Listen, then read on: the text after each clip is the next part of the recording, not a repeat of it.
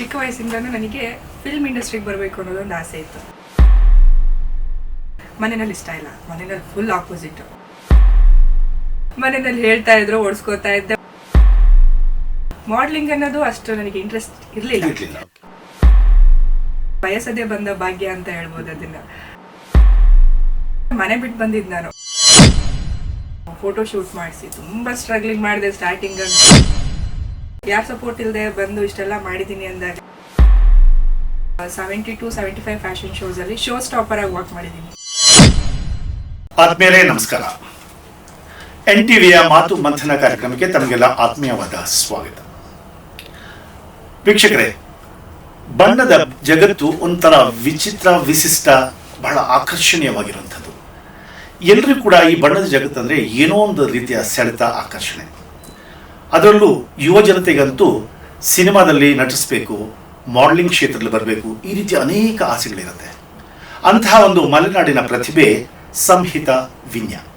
ಇವತ್ತು ನಮ್ಮ ಜೊತೆ ಇದ್ದಾರೆ ಸಂಹಿತಾ ವಿನ್ಯ. ಅವರನ್ನ ನಮ್ಮ ಕಾರ್ಯಕ್ರಮಕ್ಕೆ ಸ್ವಾಗತ ಮಾಡೋಣ.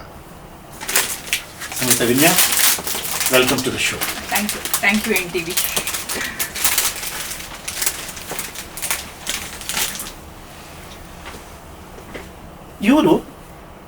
ಇವರ ಕರಿಯರ್ನ ಸ್ಟಾರ್ಟ್ ಮಾಡಿರೋದು ಮಾಡಲಿಂಗ್ನಿಂದ.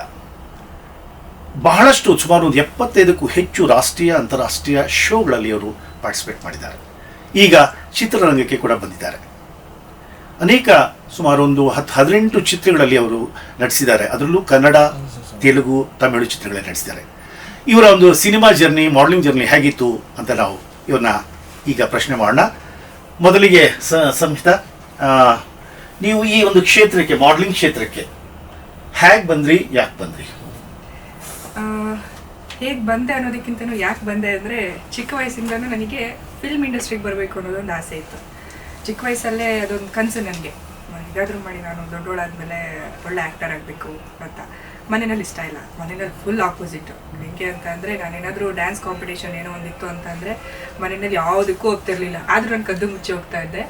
ಮನೆಗೆ ಬರ್ತಾ ಇದ್ದೆ, ಸಂಜೆ ಆದ ತಕ್ಷಣ ಓಡಿಸ್ಕೋತಾ ಇದ್ದೆ. ಅಂದರೆ ಎಷ್ಟು ವಯಸ್ಸಲ್ಲಿ ನಿಮಗೆ ಒಂದು ನೃತ್ಯದ ಬಗ್ಗೆ ಆಸಕ್ತಿ? ಒಂದು 5th ಸ್ಟ್ಯಾಂಡರ್ಡಿಂದ. ಸೊ ಆವಾಗಲೇ ನನಗೆ ಡ್ಯಾನ್ಸ್ ಅಂತೆ, ಡ್ರಾಮಾ, ಇದೆಲ್ಲನೂ ಫಸ್ಟ್ ಅಂತಂದರೆ ನಾನು ಹೋಗಿ ನಿಲ್ತಾ ಇದ್ದೆ. ಟೀಚರ್ಸ್ ಕೇಳ್ತಾ ಇದ್ರು, ಯಾರಿಗೆ ಇಷ್ಟ ಇದೆ ಪಾರ್ಟಿಸಿಪೇಟ್ ಮಾಡೋದಕ್ಕೆ ಅಂತ. ಮ್ಯಾಮ್ ನಾನು ಮನೆಯಲ್ಲಿ ಹೇಳ್ತಾ ಇದ್ರು, ಓಡಿಸ್ಕೋತಾ ಇದ್ದೆ. ಓಡಿಸ್ಕೊಂಡೆ ಕೊನೆಗೆ ಇವಾಗ ನಾನು ಏನು ಅಂದ್ಕೊಂಡಿದ್ದು ಚಿಕ್ಕ ವಯಸ್ಸಲ್ಲಿ ಅದನ್ನೇ ಆಗಿದ್ದೀನಿ. ಆ್ಯಕ್ಟರ್ ಆಗಬೇಕಿತ್ತು. ಮಾಡಲಿಂಗ್ ಅನ್ನೋದು ಅಷ್ಟು ನನಗೆ ಇಂಟ್ರೆಸ್ಟ್ ಇರಲಿಲ್ಲ. ಅದು ನಾನು ಏನೋ ಬಯಸದೇ ಬಂದ ಭಾಗ್ಯ ಅಂತ ಹೇಳ್ಬೋದು ಅದನ್ನ. ಹೇಗೆ ಬಂತು ಅದು ಆಫರ್? ಹೇಗೆ ಬಂತು?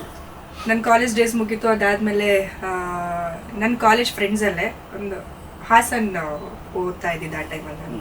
ಎಲ್ಲರೂ ಹೇಳಿದ್ರು, ಐಟ್ ಇದೆಯಾ, ಸ್ವಲ್ಪ ನೀನು ಮಾಡಲಿಂಗ್ ಟ್ರೈ ಮಾಡ್ಬೋದಲ್ಲ ಅಂತ. ಸರಿ, ಓಕೆ, ಟ್ರೈ ಮಾಡೋಣ. ಫ್ರೆಂಡ್ಸ್ ಎಲ್ಲ ಸಪೋರ್ಟ್ ಮಾಡ್ತಿದ್ದಾರೆ. ಆ ಟೈಮಲ್ಲಿ ಸ್ಟಾರ್ಟಪ್, ಬಿಗ್ ಬಜಾರ್, ಈ ಥರ ಎಲ್ಲ ಸ್ಟಾರ್ಟ್ ಆಗ್ತಾ ಇತ್ತು. ಮತ್ತು ಅಲ್ಲಿ ಕಾಂಪಿಟೇಷನ್ ಕೂಡ ಮಿಸ್ ಹಾಸನ್ ಅಂತ ಏನೋ ಒಂದು ಪ್ರೆಸೆಂಟ್ ಮಾಡ್ತಾ ಇದ್ರು. ಅದಕ್ಕೆಲ್ಲ ಪಾರ್ಟಿಸಿಪೇಟ್ ಮಾಡಿದೆ. ಪ್ರೈಸ್ ಬಂತು, ಫಸ್ಟ್ ಪ್ಲೇಸ್ ಬಂತು.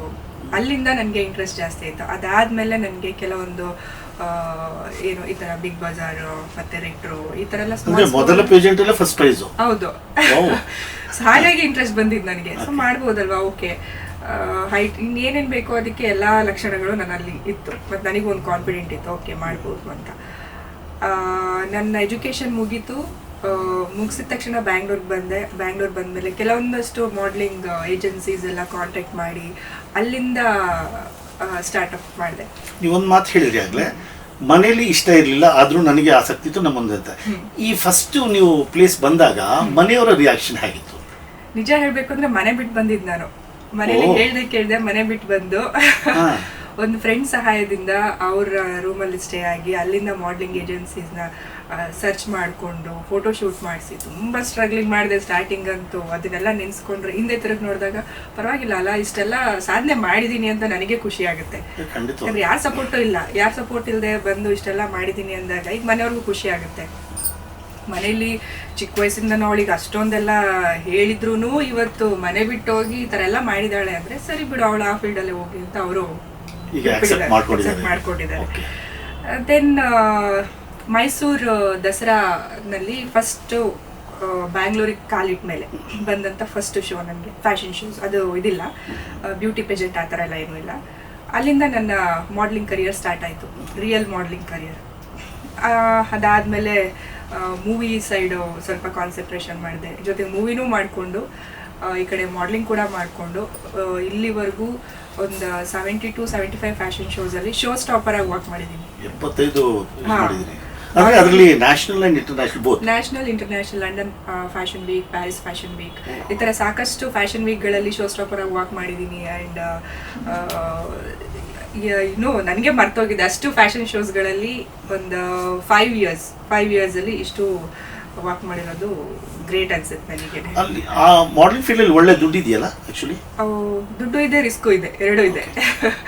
ಎಲ್ಲಿ ಜಾಸ್ತಿ ರಿಸ್ಕ್ ಇರುತ್ತೋ ಅಲ್ಲಿ ಜಾಸ್ತಿ ದುಡ್ಡು ಇರುತ್ತೆ. ಅಂದರೆ ಈಗ ಸಿನಿಮಾ ಆ್ಯಕ್ಟಿಂಗ್ ಥರಲ್ಲ, modelling is a totally different field. ಅದು ಅಲ್ಲಿ ಒಂದು ಸಮ್ ಕ್ರೈಟೇರಿಯಾ ಇರುತ್ತೆ, ಇದು ಹೀಗೆ ಇರಬೇಕು. ಅದು ಒಂಚೂರು ಎಕ್ಸ್ಪ್ಲೇನ್ ಮಾಡಿ, ಏನೇನು ಇರಬೇಕು ಒಬ್ಬ ಮಾಡಲ್ ಆಗಬೇಕಂದ್ರೆ? ನಾವು ಮೇಯ್ನ್ ನೋಡೋದು ಅಂದರೆ ಹೈಟ್ ಇರಬೇಕು, ಮತ್ತು ಹೀಲ್ಸ್ ಅಂತೂ ಕಂಪಲ್ಸರಿ ಹಾಕಲೇಬೇಕು. ಹೌದು. ಮತ್ತಿನ್ನು ಅವರು ಒಂದು ಡಿಸೈನರ್ ಅವರು ಏನು ಕಾಸ್ಟ್ಯೂಮ್ ವೇರ್ ಮಾಡೋಕ್ಕೆ ಹೇಳ್ತಾರೋ ಅದು ಮಾಡಲೇಬೇಕು ಆಬ್ವಿಯಸ್ಲಿ. ಯಾಕಂದರೆ ಒಂದು ಮಾಡೆಲ್ ಅಂದಾಗ ಅವ್ರು ಏನು ಕಾನ್ಸೆಪ್ಟಲ್ಲಿ ಡಿಸೈನ್ ಮಾಡಿರ್ತಾರೋ ಅದನ್ನೇ ತಾನೇ ಮಾಡೆಲ್ಸ್ಗೆ ಹಾಕೋದು. ಸೊ ಮಾಡೆಲ್ಸ್ ರೆಡಿ ಇಲ್ಲ ಅಂದಮೇಲೆ ನಾಟ್ ಅಗ್ರಿ, ಏನು ಡಿಸೈನರ್ ಅಗ್ರಿ ಮಾಡೋದಿಲ್ಲ. ಸೊ ಅದಕ್ಕೂ ಯಾವುದೇ ಕಾಸ್ಟ್ಯೂಮ್ಸ್ ಹಾಕೋಕ್ಕೆ ಅವರು ರೆಡಿ ಇರಬೇಕು. ಹೌದು. ಮೇನ್ ಅದಕ್ಕೆ ತಕ್ಕನಂಗೆ ಏನೇನು ಪ್ರಾಕ್ಟೀಸ್ ಮಾಡಬೇಕು, ವಾಕ್ ಹೇಗೆ ಮಾಡಬೇಕು ಅದೆಲ್ಲ ಮುಂಚೆನೇ ಕಲ್ತ್ಕೊಂಡು ಬಂದು ಇದು ಮಾಡಿರ್ತೀವಿ. ಮತ್ತು ಮೇಯ್ನ್ ಅಂತ ಅಂದರೆ ಹೈಟ್ ಅಷ್ಟೇ. ಚೆನ್ನಾಗಿರ್ಬೇಕು, ಚೆನ್ನಾಗಿಲ್ಲ ಅವೆಲ್ಲ ಏನೂ ಇಲ್ಲ, ಹೈಟ್ ಇರಬೇಕು ಮೇನ್. ಎಲ್ಲಿ ಪ್ರತಿಯೊಂದೆಲ್ಲ ನಿಮ್ಮ ದಿನಾನೇ ಕೇಳ್ಪಟ್ಟೆ, ಇವನು ಉಗುರಿಂದ ಹಿಡಿದು ಫೇಸ್ ಗ್ಲೋ ಇರಬೇಕು, ಹಾಗಿರ್ಬೇಕು, ಹೀಗಿರ್ಬೇಕು ಅಂತ ಏನೇನೋ ಕೇಳ್ತಾರೆ. ಆ ಥರ ಮೇಂಟೈನ್ ಮಾಡಬೇಕಷ್ಟೇ. ಫ್ಯಾಟಿ ಆ ಥರ ಇದ್ರೆ ಅದೇ ಬೇರೆ ಕ್ಯಾಟಗರಿ. ಸೊ ತುಂಬಾ ಸ್ಲಿಮ್ ಆಗಿರ್ತಾರೆ, ಅದೇ ಬೇರೆ ಕ್ಯಾಟಗರಿ ಮಾಡೆಲ್ಸ್. ಅದರಲ್ಲೂ ಕ್ಯಾಟಗರೀಸ್ ಇದೆಯಾ? ಹೌದು, ಪ್ಲಸ್ ಸೈಜ್ ಮಾಡೆಲ್ ಆ ಥರ ತುಂಬಾ ಇದೆ. ಅದ್ರಲ್ಲಿ ಸಾಕಷ್ಟು ಎಲ್ಲ ಏನು ಹೇಳೋದಕ್ಕೆ ಹೋದ್ರೆ ಬೇಕು, ಬಲ್ಕ್ ಆಗಿದೆ. ತುಂಬಾನೇ ಇದೆ ಅಂತ. ಬಟ್ ಈ ಒಂದು 5 ವರ್ಷ ನೀವು ಅದನ್ನ ಎಂಜಾಯ್ ಮಾಡಿದಿರಾ ನಿಮ್ಮ ಮಾಡಲಿಂಗ್ ಕರಿಯರ್ನ? ನಿಜವಾಗ್ಲೂ ಒಂದ್ ಕಡೆ ಎಂಜಾಯ್ ಮಾಡಿದೆ. ಅದಾದ್ಮೇಲೆ ಸರಿ ಸಾಕು, ನಾನು ಚಿಕ್ಕ ವಯಸ್ಸಿಂದ ಅನ್ಕೊಂಡಿದ್ದೆ ಆಕ್ಟಿಂಗ್ ಫೀಲ್ಡಿಗೆ ಬರಬೇಕು ಅಂತ, ಆ ಕಡೆ ಕಾನ್ಸಂಟ್ರೇಷನ್ ಮಾಡೋಣ ಅಂತ. ಈಗ ಒಂದು 2 years ಆಯ್ತು. ನಿಮ್ಮ ಮೇನ್ ಫೋಕಸ್ ಇದ್ದಿದೆ ಸಿನಿಮಾ, ಸಿನಿಮಾದಲ್ಲಿ ಮಾಡಬೇಕು ಅಂತ. ಬಟ್ ಇದೇನು ಅಂತ ಅಂದ್ರೆ ಏನೋ ಫ್ರೆಂಡ್ಸ್ ಹೇಳಿದ್ರು, ಸೊ ಅಲ್ಲಿಂದ ಏನೋ ಫಸ್ಟ್ ಪ್ರೈಸ್ ಬಂತು, ಅಲ್ಲಿಂದ ನನಗೆ ಹುಮ್ಮಸ್ ಜಾಸ್ತಿ ಆಯ್ತು, ಸರಿ ಮಾಡೋಣ ಅಂತ ಹೇಳಿ ಮಾಡಿದೆ. ಇಲ್ಲಿವರೆಗೂ ಬಂದಿರೋದು ನನಗೆ ಗೊತ್ತಿಲ್ಲ. ಸೊ ಇಷ್ಟು ಮಾಡಿದ್ದೀನ, ಓಕೆ. ಬಟ್ ಮನೆಯಲ್ಲಿ ಏನು ಅಂತಂದ್ರೆ ಮಾಡ್ಲಿಂಗ್ ಅದ್ರ ಬಗ್ಗೆ ಏನು ಅಷ್ಟು ಐಡಿಯಾನೂ ಇಲ್ಲ, ಗೊತ್ತಿಲ್ಲ. ಅವರಷ್ಟು ಸಪೋರ್ಟ್ ಮಾಡ್ತಾ ಇರಲಿಲ್ಲ ಮಾಡ್ಲಿಂಗಲ್ಲಿ ನಾನು ಕಂಪ್ಲೀಟ್ ಗ್ಲಾಮರ್. ಇವಾಗ ನನ್ನ ಈ ತರ ಫುಲ್ ಕವರ್ ಆಗಿ ನೋಡ್ತಿದ್ದೀರಾ, ನನಗೆ ಇಲ್ಲ ಆಕ್ಚುಲಿ. 2 years ಗ್ಲಾಮರ್ ಬೇಕೇ ಬೇಕು. So you have to fit for everything, like all sort of costumes. So ಅಲ್ಲೂ ಕೂಡ ಈ ಕಾಸ್ಟಿಂಗ್ ಕೌಚ್ ಅನ್ನೋದು ಇದೆಯಾ ಅಲ್ಲಿ? ಇನ್ನೊಂದು ನನಗೆ ಕೇಳ್ತೀರಾ ಅಂತ ಅಂದ್ರೆ, ನಾನು ಒಂದೇ ಡಿಸೈನರ್ ಹತ್ರ ವರ್ಕ್ ಮಾಡಿರೋದು, ಎಲ್ಲ ಡಿಸೈನರ್ಸ್ ಅನ್ನು ವರ್ಕ್ ಮಾಡಿಲ್ಲ. ಸೊ ಹಂಗಾಗಿ ನನಗೆ ಅದ್ರ ಬಗ್ಗೆ ಏನು ಗೊತ್ತೇ ಇಲ್ಲ, ಅದ್ರ ಬಗ್ಗೆ ಏನ್ ಹೇಳ್ಬೇಕು ಅಂತಾನು ಗೊತ್ತಿಲ್ಲ. ಸಾಕಷ್ಟು ಮಾಡೆಲ್ಸ್ ಎಲ್ಲ ಡಿಸೈನರ್ಸ್ ಜೊತೆನೂ ವರ್ಕ್ ಮಾಡಿರ್ತಾರೆ, ಮತ್ತೆ ಸಾಕಷ್ಟು ಕಡೆ ತುಂಬಾ ಶೋಸ್ ಮಾಡಿರ್ತಾರೆ ಅಲ್ಲಿ ಇಲ್ಲಿ. ನಾನು ಒಬ್ರಿಗೆ ಟೈಅಪ್ ಆಗಿ ಒಂದೇ ಕಂಪನಿನಲ್ಲಿ 5 to 6 years ಅವ್ರ ಹತ್ರನೇ ವರ್ಕ್ ಮಾಡಿರೋದ್ರಿಂದ ನನಗೆ ಯಾವುದೇ ರೀತಿ ಎಕ್ಸ್ಪೀರಿಯನ್ಸ್ ಆಗಿಲ್ಲ, ಅನುಭವ ಯಾವ್ದು ಆಗಿಲ್ಲ. ಸೇಫ್ ಅಂತ ಹೇಳ್ಬೋದು, ತುಂಬಾನೇ ಸೇಫ್ ಆಗಿದ್ದೆ. ಸೊ ಅದೊಂದು ನನಗೆ ತುಂಬಾ ಅಡ್ವಾಂಟೇಜ್. ಸೊ ನಾರ್ಮಲಿ ಬೆಂಗಳೂರಲ್ಲಿ ಇರ್ತಿದ್ರೆ ಅಥವಾ ಮುಂಬೈಯಲ್ಲಿ ಆ ಥರ ಇರ್ತಿದ್ರಿ? ಸಾಕಷ್ಟು ಕೇರಳ ಕಡೆ, ಇವಾಗೆಲ್ಲ ಜಾಸ್ತಿ ಕೇರಳ ಕಡೆ ತುಂಬಾ ಶೋಸ್ ನಡೀತಾ ಇದೆ. ಕೇರಳದಲ್ಲೇ ಟ್ರಿವ್ಯಾಂಡ್ರಮ್ ಅಂತ ಜಾಸ್ತಿ ಅಲ್ಲಿ, ಮತ್ತೆ ಗೋವಾ, ಬಾಂಬೆ, ಮತ್ತೆ ಜಾಸ್ತಿ ಅಹಮದಾಬಾದ್, ಬ್ಯಾಂಗ್ಳೂರಲ್ಲೂ ಜಾಸ್ತಿ ನೀವೇ ನೋಡಿದ್ದೀರಾ. ಇವಾಗ ಸ್ವಲ್ಪ ಕಮ್ಮಿ ಆಗಿದೆ, ಮುಂಚೆ ಎಲ್ಲ ಬ್ಯಾಂಗ್ಳೂರಲ್ಲೇ ಜಾಸ್ತಿ ಇದು ಮಾಡ್ತಾ ಇದ್ರು. ಇನ್ನು ದುಬೈ, ಮಲೇಷಿಯಾ, ಶ್ರೀಲಂಕಾ, ಮೆಟ್ಗಾಲಾ ಅಂತ ಹೇಳ್ಬಿಟ್ಟು ಒಂದು ರೆಪ್ರೆಸೆಂಟ್ ಮಾಡಿದೆ. ಅದು ಬಂದು ಇಡೀ ವರ್ಲ್ಡಲ್ಲೇ ಬಿಗ್ಗೆಸ್ಟ್ ಫ್ಯಾಷನ್ ಶೋ ಅಂತಲೇ ಹೇಳ್ಬೋದು. ವರ್ಷದಲ್ಲಿ ಒಂದ್ಸಲ ಆಗುವಂಥದ್ದು ಮೆಟ್ಗಾಲಾ ಅಂತ ಹೇಳಿ. ಅಂದರೆ ನಮ್ಮ ಕರ್ನಾಟಕದಿಂದ ನಾನು ರೆಪ್ರೆಸೆಂಟ್ ಮಾಡಿದ್ದೆ. ಸೊ ಇದು ನನ್ನ ಡಿಸೈನರ್ ಕಡೆಯಿಂದ. ಸೊ ಅವರು ಕೂಡ ಫಸ್ಟ್ ಡಿಸೈನರ್ ಮೆಟ್ಗಾಲಾದಲ್ಲಿ, ಅವರು ಕೂಡ ಡಿಸೈನರ್ ಆಗಿ ರೆಪ್ರೆಸೆಂಟ್ ಮಾಡಿದ್ದು.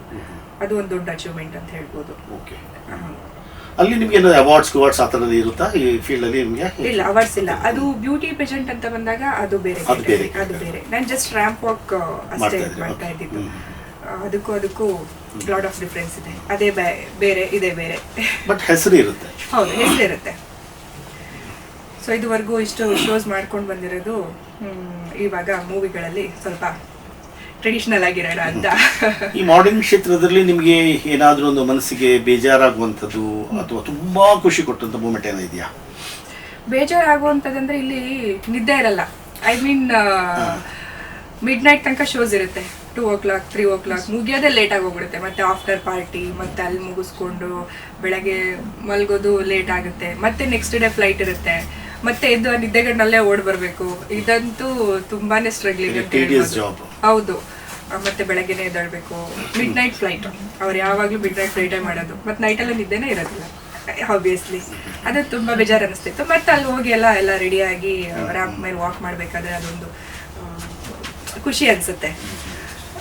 ಅದು ತುಂಬ ಖುಷಿ ಕೊಡುವಂಥ ವಿಷಯ. ಯಾವಾಗ ರ್ಯಾಂಪ್ ಮೇಲೆ ಎಲ್ಲರ ಮುಂದ್ಗಡೆ ವಾಕ್ ಮಾಡಬೇಕಾದ್ರೆ ಜಸ್ಟ್ ಒಂದು 5 to 10 minutes ಅಷ್ಟೇ ನಮ್ಮ ಪರ್ಫಾರ್ಮೆನ್ಸ್. ಅದರಲ್ಲಿ ವಾಕ್ ಮಾಡಬೇಕಾದ್ರೆ ಆ ಲೈಟಿಂಗ್ಸ್ ಕಣ್ಣಿಗೆ ಬೀಳೋದು, ಆ ನಮ್ಮ ಲುಕ್ ವೈಸ್, ನಮ್ಮ ಆಟಿಟ್ಯೂಡ್ ವೈಸ್, ಕಾಸ್ಟ್ಯೂಮ್ ವೈಸ್ ಎಲ್ಲ ಇದು ಮಾಡಬೇಕಾದ್ರಂತೂ ವಾವ್ ಅನಿಸುತ್ತೆ. ಸೊ ಅದು ತುಂಬ ಖುಷಿ ಇದೆ ನನಗೆ. ಇನ್ ರಿಸ್ಕ್ ಅಂದರೆ ಅದೇ ಟ್ರಾವೆಲಿಂಗ್ ರಿಸ್ಕ್ ಅಷ್ಟೇ. ಈ ಮಾಡಲಿಂಗ್ ಇದರಲ್ಲೂ ಕೂಡ ತುಂಬ ತುಂಬ ಲಾಂಗ್ ಇದಾಗಿ ನೀವು ಇರೋಕ್ಕಾಗಲ್ಲ. Actually long period you cannot ಅಲ್ಲ. Age also counts. ಇಲ್ಲ, ನಾವು ಹೆಂಗ್ ಮೇಂಟೈನ್ ಮಾಡ್ತೀವಿ ಅದ್ರ ಮೇಲೆ. ನಾವು ಫಿಸಿಕಲಿ ಮೇಂಟೈನ್ ಮಾಡಿಕೊಂಡು ಇದು ಮಾಡಿದ್ರೆ ಓಕೆ ಮಾಡ್ಕೊಂಡು ಹೋಗ್ಬೋದು. ಸೊ ಇನ್ನೂ ಎತ್ತರಕ್ಕೆ ಬೆಳಿಬೇಕು ಅಂತಂದ್ರೆ ಕಂಪ್ಲೀಟ್ ಆಗಿ ಅದ್ರೊಳಗಡೆ ಇನ್ವಾಲ್ವ್ ಆಗ್ಬಿಡ್ಬೇಕು ನಾವು. ಮಾಡ್ಲಿಂಗ್ ಅದಕ್ಕೆ ಏನೆಲ್ಲ ಬೇಕೋ ಪ್ರಿಪ್ರೇಷನ್ ಮಾಡ್ಕೊಳ್ತಾನೆ ಇರಬೇಕು. ಅದರಿಂದ ಸಾಕಷ್ಟು ಆ್ಯಡ್ ಶೂಟ್ಸ್ ಬರುತ್ತೆ, ಫೋಟೋ ಶೂಟ್ಸ್ ಬರುತ್ತೆ. ನ್ಯಾಷನಲ್ ಇಂಟರ್ನ್ಯಾಷನಲ್ ನೋಡಿರ್ಬೋದು ಇವಾಗೆಲ್ಲ. ಜಿಜಿ ಹದೀದ್, ಈಗ ಇಂಟರ್ನ್ಯಾಷನಲ್ ಮಾಡೆಲ್ಸ್ ಎಲ್ಲ, ವಿಕ್ಟೋರಿಯಾ ಸೀಕ್ರೆಟ್ ಮಾಡೆಲ್ಸ್ ಎಲ್ಲ ನೋಡ್ಬೋದು. ಅವ್ರ ಕ್ಯಾಟಗರಿನೇ ಬೇರೆ. ಆ ಲೆವೆಲಿಗೆ ಹೋಗ್ಬೇಕು ಅಂತ ಅಂದರೆ ನಾವು ಇವಾಗಲಿಂದನೇ ಸ್ವಲ್ಪ ಸ್ಟೆಪ್ ಬೈ ಸ್ಟೆಪ್ ಹೋಗ್ತಾ ಹೋಗ್ಬೇಕು. ಆ ಮಟ್ಟಿಗೆ ರೀಚ್ ಆಗಿಲ್ಲ. ಸೊ ಇಲ್ಲಿಗೆ ಬಂದ್ಬಿಟ್ಟೆ. ಮೇ ಬಿ ಹೋಗ್ತಾ ಇದ್ರು. ನ್ಯಾಚುರಲಿ ಅದೇನಾಗುತ್ತೆ ಅಂದರೆ ಈ ಮಾಡಲಿಂಗ್ ಇರೋರಿಗೆ ಸಿನಿಮಾದ ಕಡೆ ಒಂದು ಸೆಳೆತ ಇದ್ದೇ ಇರುತ್ತೆ. ಎಲ್ಲರಿಗೂ ಇರಲ್ಲ ಆ್ಯಕ್ಚುಲಿ, ನನಗೆ ಗೊತ್ತಿರೋ ಹಾಗೆ. ಒಬ್ಬೊಬ್ರು ಕಂಪ್ಲೀಟ್ ಆಗಿ ಮಾಡ್ಲಿಂಗ್ ಹೋಗ್ಬೇಕು ಅಂತ ಡಿಸೈಡ್ ಮಾಡಿಬಿಟ್ರೆ ಆ ಕಡೆನೇ ಹೋಗ್ಬಿಡ್ತಾರೆ. ಬಟ್ ನನಗೆ ಆಸೆ ಇದ್ದಿದ್ದು ಅನ್ನೋದು ಚಿಕ್ಕ ವಯಸ್ಸಿಂದ ಆ್ಯಕ್ಟಿಂಗ್ ಬರಬೇಕು ಅನ್ನೋದು. ಮಾಡ್ಲಿಂಗ್ ಅನ್ನೋದು ಏನೋ ಅದಾಗೆ ತಾನಾಗೆ ಬಂತು. ಸೊ ಹೋದೆ, ಸ್ವಲ್ಪ ದಿನ ಇದ್ದು ಮತ್ತೆ ಬ್ಯಾಕ್ ಟು ಆ್ಯಕ್ಟಿಂಗ್ ಅಂತ ಈ ಕಡೆ ಬಂದೆ. ಸೊ ನಿಮಗೂ ಯಾವುದೋ ಒಂದು ಪ್ಲೇಸ್ ಬೇಕಾಗಿತ್ತು ಆ ಟೈಮಲ್ಲಿ, ಇನಿಷಿಯಲ್ ಸ್ಟೇಜಲ್ಲಿ. ನಿಮಗೆ ಅನಿವಾರ್ಯತೆ ಇತ್ತು, ಅದು ಸಿಕ್ತು, ಅಲ್ಲಿ ಅದನ್ನ ಯುಟಿಲೈಸ್ ಮಾಡ್ಕೊಟ್ರಿ. ಕರ್ನಾಟಕದ ಹುಡುಗಿ ಕನ್ನಡದಲ್ಲಿ ಬೆಳಿಬೇಕು ಮಾಡ್ಲಿಂಗ್ ಅನ್ನೋದು ಯಾರಿಗೂ ಅಷ್ಟು ಗೊತ್ತಿಲ್ಲ. ಹೌದು, ಅದು ಸ್ಪೆಷಲಿ ಕನ್ನಡದ ಹುಡುಗಿಯರು ಬಹಳ ಕಡಿಮೆ ಅಂತ ಅನ್ಸುತ್ತೆ. ಹೌದು, ತುಂಬಾ ಕಡಿಮೆ. ಹೌದು, ಯಾರೋ ಶುಭ್ರಾಯಪ್ಪ ಈ ತರ ಕೆಲವರು ಇದ್ದಾರೆ. ಹೌದು, ರಾಗಿಣಿ ದ್ವಿವೇದಿ ಅವರೆಲ್ಲ ಇದ್ದಾರೆ. ಸೊ ಅದು ಬಿಟ್ಟರೆ ನೆಕ್ಸ್ಟ್ ನೀವೇ ಅಲ್ವಾ? ಏನೇ ಖುಷಿ ಆಗುತ್ತೆ. ಕನ್ನಡದ ಹುಡುಗಿಯರು ಎಸ್ಪೆಷಲಿ ಈ ಥರದ ಒಂದು ಮಾಡಲಿಂಗ್ ಕ್ಷೇತ್ರದಲ್ಲಿ ಹೆಚ್ಚು ಸಾಧನೆ ಮಾಡ್ತಾ ಇದ್ದಾರೆ. ನಿಜಕ್ಕೂ ಖುಷಿ ಆಗುತ್ತೆ ಅಲ್ವಾ?